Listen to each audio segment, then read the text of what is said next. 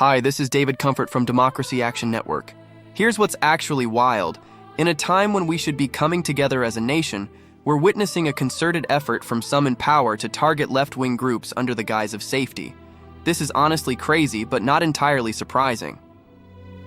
Following the tragic shooting of MAGA activist Charlie Kirk, the rhetoric has shifted dramatically, with figures like Vice President JD Vance and advisor Stephen Miller calling for a crackdown on organizations they deem responsible for unrest.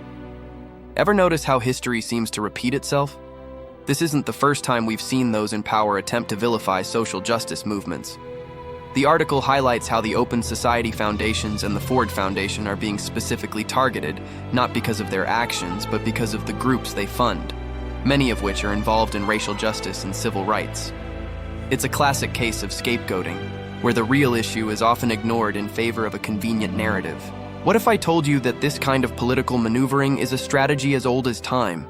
In the past, we've seen similar tactics used against labor movements, civil rights advocates, and even anti-war protesters. The idea is to create a boogeyman out of legitimate activism, painting it as a threat to public safety. This is not just about one incident, it's about a broader pattern of suppressing dissenting voices. The implications here are enormous. By framing these organizations as dangerous, the administration is trying to silence a significant part of the conversation around social justice and equality. It's absurd to think that funding for racial justice could be equated with violence, especially when the real violence often stems from systemic issues that these very groups are trying to address. So, let's connect the dots. We're living in a moment where the fight for justice is being met with hostility and fear-mongering. This is not just a political issue, it's a moral one. Are we really okay with allowing the government to target organizations that advocate for equality and justice simply because they challenge the status quo? As we navigate these turbulent waters, it's crucial to remember that understanding these patterns is the first step toward dismantling them.